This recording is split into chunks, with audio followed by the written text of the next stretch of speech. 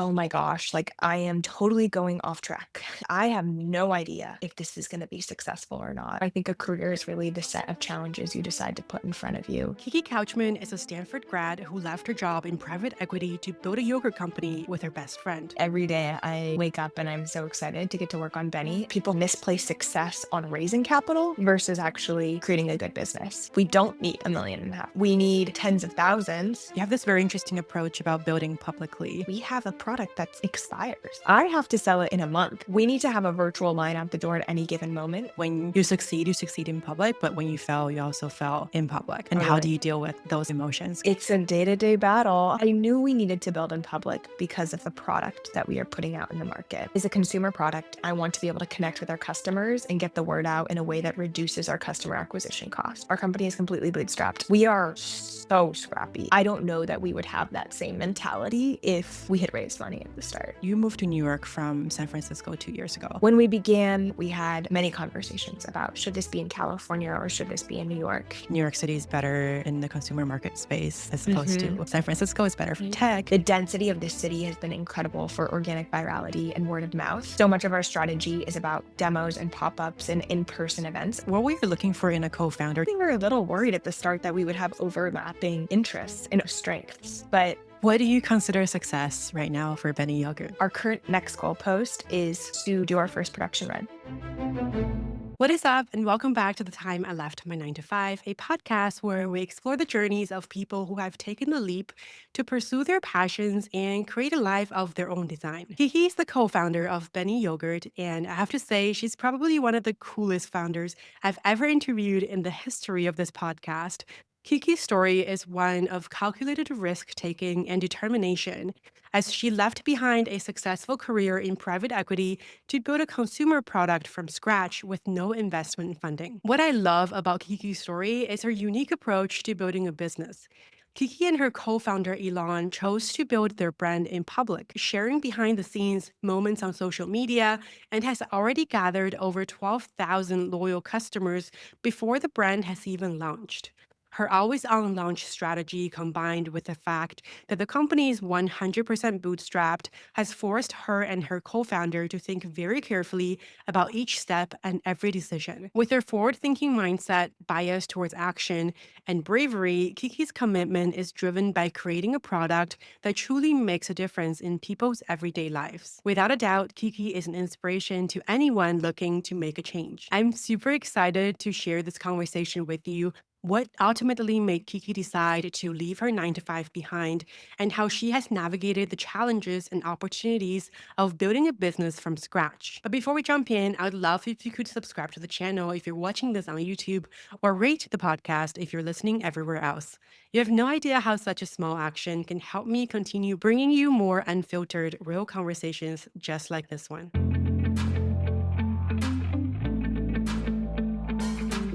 Thank you so much, Kiki, for joining us today on the podcast. Thank you for having me. I'm very excited to chat. Yeah, I'm actually super excited. You're like one of the coolest guests I've had so far on the podcast. And I found you on Instagram, and I'm absolutely obsessed with your content and your whole idea of building publicly. So yeah, let's dive in. First question that I would like to ask all of my guests is, from a scale of 0 to 10, how much do you regret quitting your 9 to 5 at this point in time? Like 0 being the best decision of your life. I think 0. I totally think 0. Like every day I wake up and I'm so excited to get to work on Beny, and there's different challenges that we have that I didn't have in my 9 to 5. And I think there's some emotional tolls that definitely come with it, but I wouldn't trade it. I think it's something that makes every day exciting and different and dynamic. And I feel like I'm, firing and engaged on all cylinders in a way that I wasn't prior. Can you walk us through a little bit of your journey from Stanford University to private equity and then to co-founding Beny Yogurt? Totally. So yes, I went to Stanford. I studied human biology. I wasn't really sure what I was going to do with that. There was a lot of people who were pre-med and who were going to medical school. And I knew that I cared a lot about the human experience and our health, but I didn't really want to be a doctor. And I didn't think that that was going to sort of satiate the part of the ambitious drive that I knew I wanted to create and build, and sort of the latitude to be able to do that freely.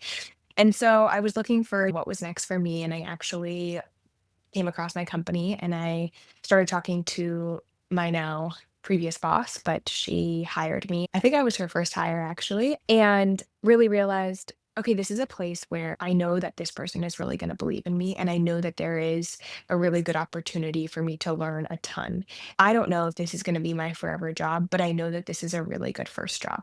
I never envisioned myself in private equity, but with the right company, with the right team, with the right tools, I knew it would be an incredible stepping stone to maintaining optionality for whatever I wanted to do down the line. I spent 4 years working at Alpine Investors, a private equity firm in San Francisco. So I started out during the pandemic in 2020, working from my, Zoom setup. And that was actually where Alon and I really became super close friends. We became best friends at Stanford, but we started living together in San Francisco during the pandemic. And as you know, with the way that people socialized during the pandemic, whoever you were living with or in your inner circle became incredibly enveloped in your life. We became attached at the hip. That's actually when she started making yogurt to help heal her own gut. She was having a lot of health issues and realized that it all stemmed from the microbiome. And if she really wanted to start addressing that, she could start taking probiotic pills, or she could start actually putting those probiotics in the food she was eating. And so that's what she did, is she decided to take yogurt and actually start culturing the right probiotics for her health.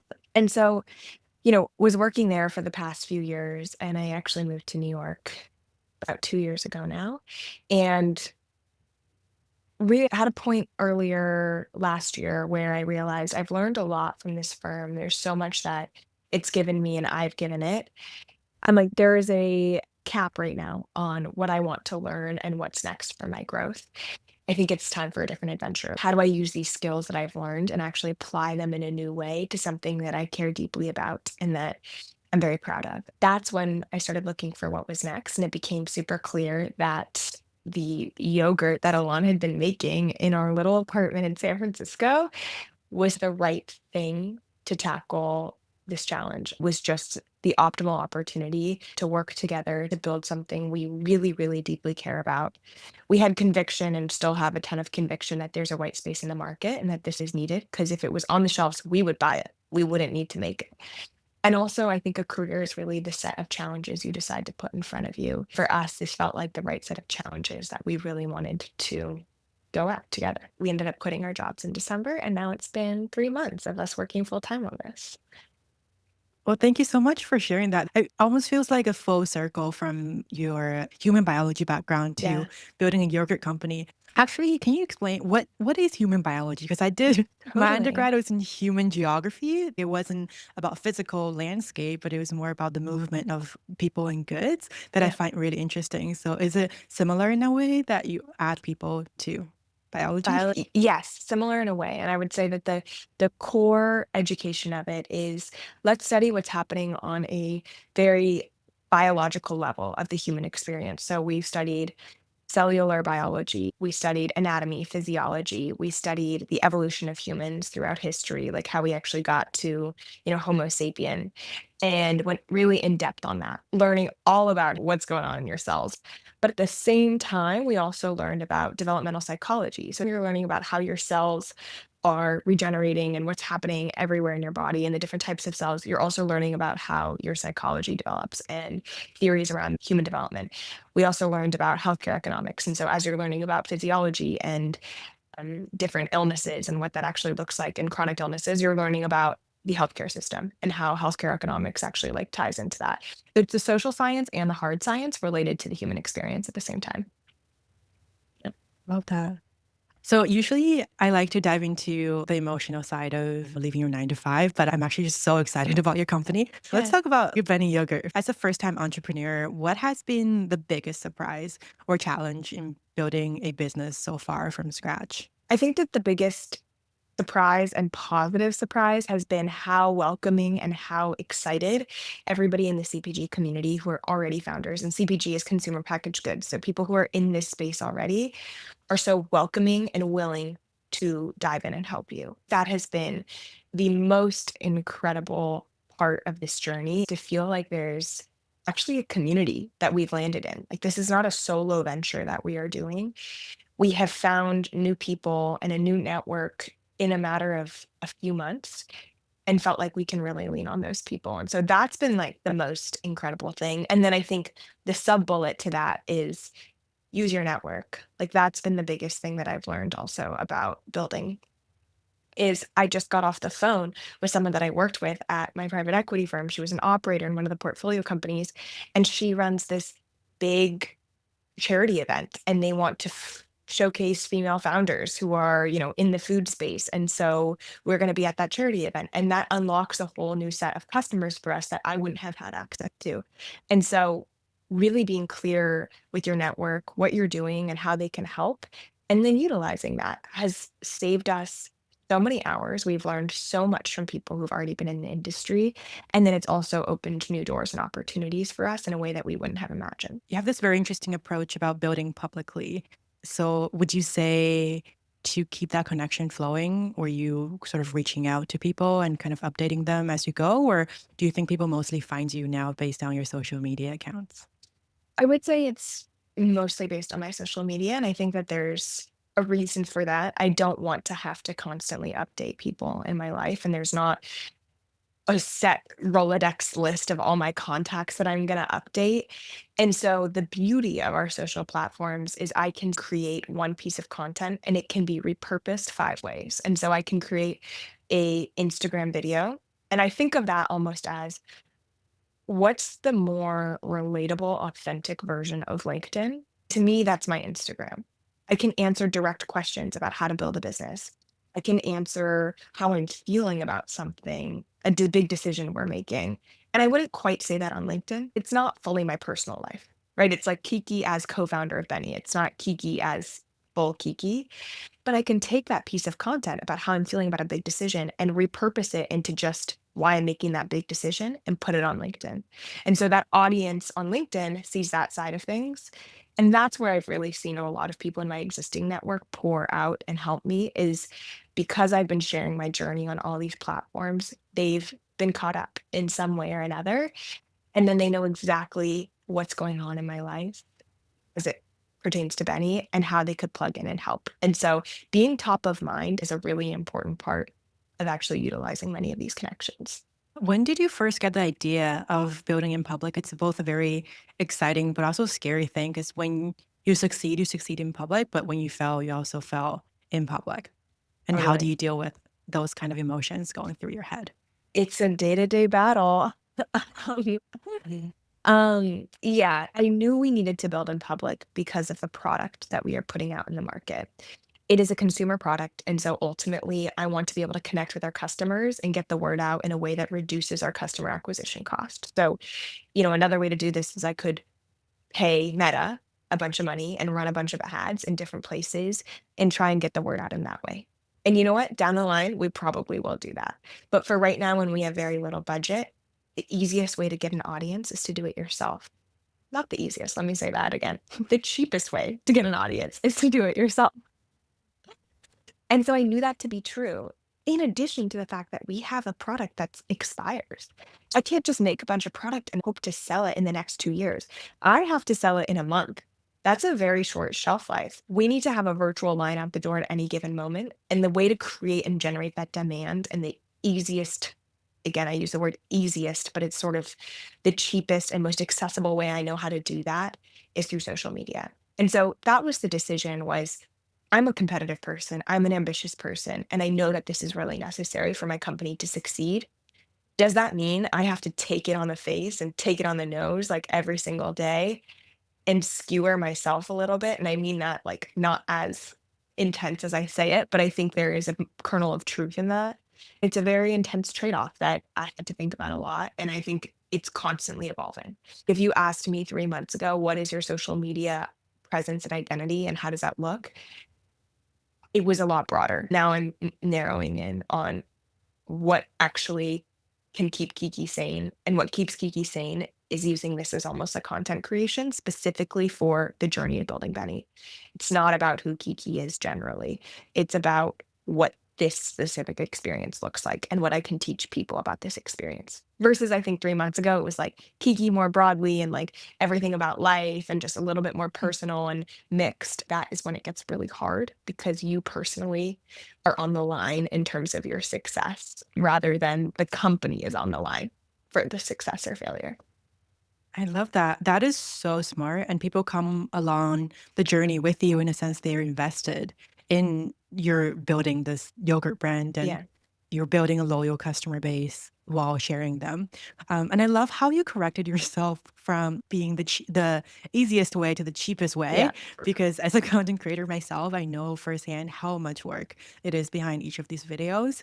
I've also had acquaintances of friends who are in the space of startup founding businesses where the board is making them choose between having a social media presence versus building out the company full time because it takes a lot of your focus and time away from building the company, I'd say. So how do you balance like how much time do you actually put in content creation? I know this is part of marketing, maybe it's part of your role anyways, versus figuring out the launching strategy, figure out product development and manufacturing process. Yeah.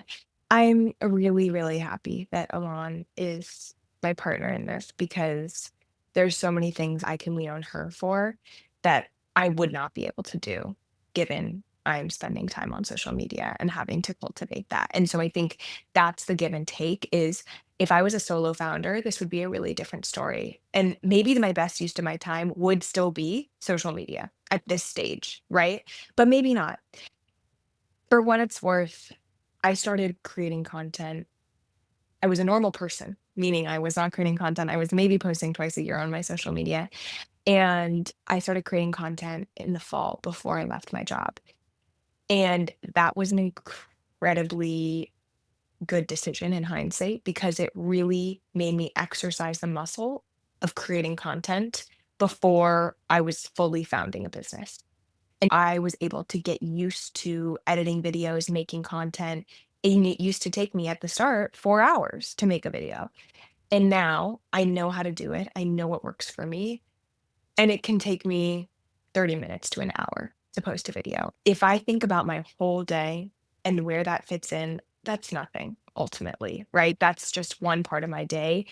And what it takes is it means I have to be a little bit more diligent about my planning, how I think about the content, making sure that it's planned out for the week. So I'm not just haphazardly throwing things together and trying to create a story of it. But if I'm actually intentional, I'm able to time box it in a way that really makes sense. And you really just have to start thinking about it as a channel. This is a marketing channel. This is a top of funnel channel. And I'm just setting aside time every single week to do this. But otherwise, no, I'm like working on packaging. We're talking to the co manufacturers. We're trying to get our women owned certification, organic certification. Like all of those types of things have to fit into the puzzle or else I will have no business. And this doesn't matter. So, yes, it's both of those things. Yeah. Looking back, what were you looking for in a co-founder? Did you know that Mm. Elon was the best person to be in this business with? Did you guys have similar strength or complementing strength? It's a great question. I think that we always knew that we would work really well together. We never had our sights set on, we're definitely going to build a company together one day. But she is a friend that I can chew through problems with, think through challenges, talk about life with in the hard and good parts, and feel very confident about, you know, the way she processes things and the conclusions we'll come to together. I had no doubt would be incredible co founders together. I think we were a little worried at the start that we would have overlapping interests and overlapping strengths. But the further we've gone into this, the more we've seen actually we have really complementary strengths. And the best part is that we deeply respect how each other thinks and how each other operates. And we know and we trust that the other person is going to get the thing done. So we don't need to worry about that. But she's an engineer. She was a computer science major at Stanford and she loves the details, loves it. She is reading yogurt textbooks. She is understanding the machinery. She is figuring out exactly the recipe, how we engineer the nutrition label and all those things that I don't want to deal with. It doesn't excite me. And I'm not good at that in the same way. And on the reverse, I have 1,000 conversations a day I'm reaching out, figuring out partnerships, understanding our go to market strategy, how we're going to utilize distribution, how we utilize social media, how we get out there, how we spread the word, how are we everything everywhere all at once in this city and beyond. And that brings me a ton of energy. And so I think there's actually a really incredible partnership that we have. It was intentional, but also we stumbled into a little bit of understanding what each other's strengths are. One of your punchlines on social media is I'm quitting my job in private equity to Mhm. build Beny Yogurt with my best friend. Just focus on the best friend part. How has your relationship like Yeah. changed, or how have you been trying to maintain that friendship while building a business? New people would say, don't go into business together with your best friends, but clearly you guys are defying that, traditional stereotype. Yeah. It's been really amazing for our friendship. I think it's given us something to create together, which has been so satisfying for both of us. And it's almost like a playground for us to explore our friendship even further. So if I think about it solely from the friendship perspective, and I don't even care about the success of Benny, what an incredible opportunity to get to make decisions together, to get to push each other, to get to learn each other's edges on a specific topic on this thing that happens to be yogurt. And that's a whole new side of each other that we would never experience if it wasn't for creating a company together. It almost feels like you're having a child with your best friend, right? And I think that has been so rewarding and so fun to get to see Alon in a new light. And like tonight, I'm going over to her and her girlfriend's place and we're having dinner and like I'm just going to hang out with them. And that's, we spend so much time together. And I think it's strengthened our relationship because there's another thing for us to connect over, which has been surprising in some ways. We were nervous that it wouldn't result in this. We were nervous that it would make it feel strictly business only, right? And we're only building this thing together. And then there's not much room or oxygen for our friendship. But it's actually all intertwined and it's actually strengthened our friendship in a lot of ways. Yeah. And I definitely think that comes through as well in your social media because I know sometimes Mm, you guys do those talking heads together and it yeah. really shows your incredible friendship that's growing through this partnership as well. Yeah. So you moved to New York from San Francisco 2 years ago. Hmm. Did you guys move together as a choice? Because I know in one of the videos you said that New York City is better in the consumer market space as opposed Hmm. to, San Francisco is better for tech. Was that an intentional choice for Benny Yogurt in a way? Everything hindsight 2020. No, it was not an intentional choice. We moved here on our own. So I am from the Bay Area in California. I went to Stanford. I lived in San Francisco, and it was just time for me to grow in a new way and to experience a new city and something different. And for that, that led me to New York. And my job at the time had an office in New York City. And so it made the transition incredibly easy and smooth for me to be there. So I made that decision without ever knowing that I was going to start a yogurt company down the line. I made it for myself and for my own growth. She is from New York. Alana's from New York. And so when I moved, it was an opportunity to also look around and say, do I want to continue spending time here in San Francisco or should I try a new chapter? And for her, it was time to try a new chapter. And so she also moved. So it was sort of an independent decision, but of course, we are very similar and we talked a lot about it. But it was totally independent from starting the yogurt company. When we began the yogurt company together, we had many conversations about should this be in California or should this be in New York? And we ultimately landed on staying here for all the reasons that I listed, which is just the density of this city has been incredible for organic virality and word of mouth about Benny. So much of our strategy is about demos and pop ups and in person events and plugging into everything that the New York community offers. And the amount of events and density of all of those sort of activities are so much higher here than in California, just given like the space. There's constraints on the space here, and there's so many people in this space. And so, because of that, everyone lives outside their apartments and in community with one another.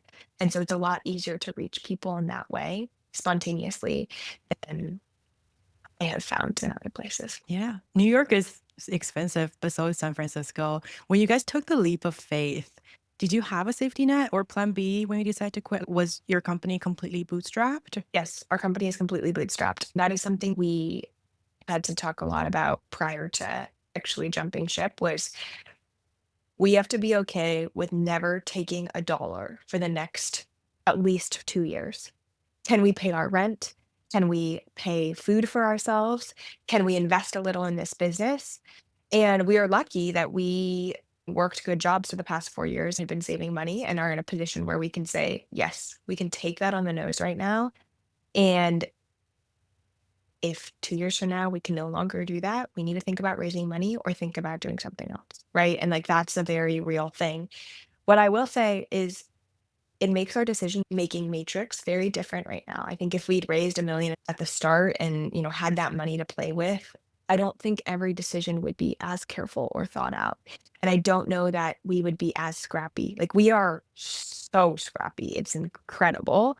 Sometimes I'm like, oh my God, we're out here clawing our way into everything that we can for free in the easiest ways possible and trying to be everywhere and just like, breaking all the right and appropriate rules in these types of ways. And I don't know that we would have that same mentality if we had raised money at the start. I'm very curious about your decision behind not raising money from the Yeah. start. Yeah. What factors came into play? Yeah. So I think CPG is a very different world than, like a venture model. And I think there's a venture model that often is sort of copy pasted on top of these CPG brands. And hey, there's some that have really crazy and good outcomes. And we are not going to be selling at like a crazy multiple on our revenue down the line. Like most CPG brands are not doing that. And so the the growth is there, but it's definitely slower and it's not as high valued. That's something I thought a lot about is what does that actually mean for our ownership and our dilution in terms of ownership of the company, right? If we raise money, we own far less of this company. Yes, maybe it gives us the tools to play with, but I don't actually know that we need that money right now. And then for what? We get diluted and now we're under the clock and now we have to build with these different expectations rather of having full ability to dictate how and where and when and what pace we build this company. I think that was a huge, huge component of this is like, what's the model of growth that we really want to go for? And then the second part is what are the KPIs? Like, what are the key performance indicators and what are the metrics that we want to hit? And do we need money for that? When we really thought about it, the next sort of metrics that we want to hit in our business, we need some money. We need some upfront money, which is why we have put in some of our own money. But otherwise, we don't need 1.5 million. We need tens of thousands, but we don't need so much more, right? And then we'll see, hey, is that product actually what we want it to be? Is that viable in that way? And if we get the metrics for that, and then we see that the next set of metrics, we actually need a lot more money because that means going national or doing whatever, then we'll reevaluate. Maybe we should raise money. But it's all about what's the next goalpost and how do you get there. And if you need capital, you need capital. If you don't, you don't. And I think there's often a confusion or people misplace success on raising capital versus actually creating a good business. And so you'll hear people say, are they Series A? How much do they raise in their Series A? Like, or their Series B, like how much do they raise? And that's a mark of success rather than the business itself being a mark of success and how that's been built. So that was like a lot of word salad, but I think that's how we've thought about that in general in terms of raising money. What do you consider success right now for, let's say, this end of this year for Beny Yogurt? What's your metrics? I mean, our current next goalpost is to do our first production run and to be able to, sell that without a lot of chargebacks, which means selling all the product and hitting good velocities in grocery stores. So that's really our thing is how do we produce 1,000 units of yogurt every 2 weeks and see that totally sell out and continue that trajectory. And if we get the unit economics right, like we can be, bringing that can be funding itself to some extent, right? And so that's the Mhm. biggest thing in the next few months that we're really, really, really focused on. Love that. Thank you for sharing. I'd love to switch gear right now and talk about when you left your 9 to 5. Yeah. Based on everything you've talked about so far, it sounds like it was a very calculated decision. You guys knew what you're going to do when you both left your job. Did you experience any identity shift, like from Stanford to private equity, which is so much prestige? to entrepreneurship, which, Mhm. may or may not make it. Yeah. Did you experience the identity shift? How did you navigate that? Yes, I totally did. And I think it actually happened far more when I was still working in private equity than after I quit. I think there was this feeling of, oh my gosh, like I am totally going off track. I am taking a full veer to the left. And I have no idea if this is going to be successful or not. And I've been on this track, like you said, my whole life. I was a nerdy, dorky little kid who wore glasses since the age of 3, and I still have really bad eyesight. I'm just wearing contacts, and was always straight A student and got into Stanford. And then what was next? I'm going to work in private equity. And then what's next? Is that actually what's making me happy? Is that actually what I want with my life? And sitting and grappling with what is it that I want from this life and how do I actually design that really well, I think was the biggest thing that I had to come to terms with. And being able to separate Kiki from the institutions she's part of. Kiki has always pinned herself to, being a Californian, to being a straight A student, to going to Stanford, to working in private equity. And these things created a halo of like, oh yeah, she's doing the right thing and she's successful. So having to separate myself from any institution and just be okay with Kiki as Kiki and it standing for whatever I stand for on my own, I think was the biggest and hardest thing for me to grapple with. Once I got there, and I think that happened while I was sort of in this process of separating from my job, and I told everybody, and I had my 6 months notice and all of those things, which is insane. I did that. 6 month notice. I Wow. know, I know. Then I was really free from that, and I think there was such a freedom that came from being able to say, "I'm choosing this," and even if it fails, it's the life and the experience that I want to design for myself, and I'm actively choosing it, and it's the thing that I wanna live every single day, and so once I got really, really crystal clear and felt okay about it, the rest of the transition was a lot easier. Yeah. And I love that mindset. Like, even if you fail, you've learned so much along the way. Like, you can always go back to private equity. You can always use your Stanford degree. And Totally. now you have social media skills and skills building relationships with suppliers. And those are all Yeah. super valuable. Yeah, Now you're yeah. much more well rounded, multifaceted person. Um, That's the hope. okay. So, were your parents okay with the shift? What was their role in supporting you in this transition? Well, actually, my dad grew up on a dairy farm, so that's like a fun and full circle other moment here is he never thought that his daughter would go back to dairy, and here I am, back in dairy. I didn't grow up on the dairy farm, but I grew up going there a lot. It's where my grandparents lived until the day they died, and my uncle still runs the dairy farm, and my cousins do too, and so it's very much a part of our family. They are wholly supportive right now, and fully once I was on board, they were on board, but they are some of my biggest advisors. And so every moment of when I was sort of going through this questioning of how do I want to design my life and what are the things that I really care about and is this the thing that I really want to pour myself into? They continued to staunchly push back on me, if only just to have me clarify what I want to do. They are fully supportive. And I think their way of getting there and their way of really helping me was actually to challenge me through it. So some of my toughest conversations were with them when I was thinking about whether I should do this or not. And, you know, them saying, is it just about creating a brand and marketing? Or do you actually know that you're going to have to work with hourly workers and you're going to have to be on the plant floor? There is going to be stuff that comes up that you have never even imagined because ultimately this is an operational business and it's logistics and it's on the ground. And are you sure that that's what you want to do? Or is it that you just want to create this fun brand? What is it that you actually want to build?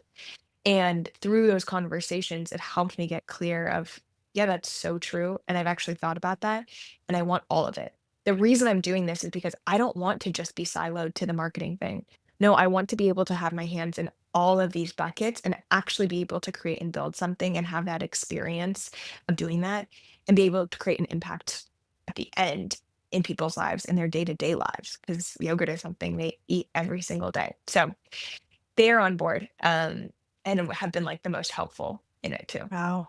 Mhm. Yeah, I love the way that they approached it and the way they responded. Because when parents challenge you in a way, like I feel like it could have gone sideways depending on the relationship and the recipient, where it's like, oh, Totally. do you actually support me? Do you not want me to do this? Or are you really pushing me to take the next step? So I love how much you've thought about your interaction with your parents and how they have played a role in this. Would you say the biggest difference between, working private equity, actually working private equity is probably a lot of hours. It's not a typical 9 to 5.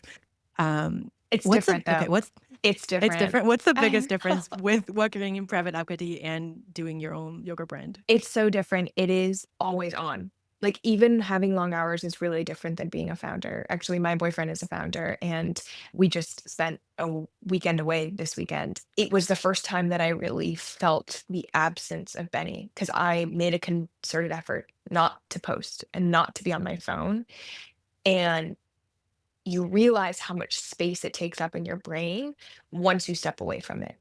And I think that's the biggest difference. Even if my hours aren't, as bad, so to speak, or like I have more flexibility, right? I had my first meeting today at 10:30, and before that I could work out and I did a little, website review on Figma. I was just like bumbling around, but it's always on my mind. And so I think the mental space it holds in your brain is so much more than it was ever working in private equity, even though my hours maybe sitting down at a computer were longer. It was time boxed. It's like I can put away Outlook, I can put away Slack, I cannot think about it. Now it's everything that I do. I walk around the street and I don't know if someone will recognize me for Beny Yogurt. I carry stickers just in case I happen to run into somewhere and I have people I want to give it to. And I'm just always on and having to think about it and having to sell and pitch to people. And so I think that's the biggest difference. And it can be really exhausting. It can turn into your whole identity. And I think that's the thing that I grapple with is you know, Beny Yogurt is something I'm pouring myself into, but ultimately it lives outside of Kiki. And so that distinction is something that's we're figuring out. What is one advice you would give for someone who are still working their 9 to 5, but are potentially thinking about taking that big leap? Like, Mm, what advice would you give them? I would say that one piece of advice or multiple pieces of Okay, you advice. can do multiple pieces of advice. I think that you need to make a vi- I think you need to think really clearly your financial picture. So I think that's number one is it's not all romantic. There are some literal nuts and bolts that you need to be able to live your life and give yourself optionality and give yourself the runway to start a business. And so if that means raising money, great. If that means using some of your savings and putting that off to the side, if that means taking a little side job and you're working an hourly job on the side and it's not your whole business, you don't have to pour your life into it, but it's just covering your rent. Let's get really clear about that and make sure that you are set up in a place where if one day you want to leave your 9 to 5, you can actually do that. I think that's the biggest thing is having a clear picture of your financial situation. I would say number 2 is for me, it was really important that we had some product market fit before we even left our jobs. We did a million customer interviews just to get really clear on what the white space was and understand who the market is and who our customers are. And then we started selling product before we actually quit our jobs, just to ensure like there are strangers that would buy this and they would continue buying this. And even though it's only this group of 50 people, at least it's 50 and not 0. We knew that there would be people who would want to put, money where their mouth was and not just watch me on social media, right? I think there's a huge Mm, difference there. And then my final piece of advice is like done is better than perfect. It's really hard in your 9 to 5 to work another job. It is just so exhausting. I mean, I did that and I wasn't giving my full self to either place, to Benny or to my private equity job. And it can feel really grating and like you're being torn apart in two different ways. Like I was always checking both emails and feeling totally of a split mind. And so give yourself some grace in that and just know that like you doing whatever it is for your company on the side is moving the ball forward in a way and you can't expect it to be perfect because you're just like it's the first time you're doing it. And so to put something on a page or to put something in social media or to put a product out there is far better than not having done it, even if it's not perfect. Thank you Mhm. for sharing that, and thank you for taking the time. And for those of you out there who wants to follow Kiki's journey, you can find them on social media, Beny Yogurt or Kiki's Instagram at Couchwoman. I'm actually curious. I know your last name is Couchman. How did you come up with this Instagram handle? Yes, it's exactly that. So my last name is Couchman. It has been Couchwoman since my freshman year of high school. When I first opened up Instagram, I knew it would be funny just to do Couchwoman, and now it's just stuck, and I feel deeply attached to Couchwoman as a name. Love that. Follow Yeah. Couchwoman on Instagram, and I'll link all of the social media links in the description box below as well. Thank you so much, Kiki, for taking the time today. Thank you.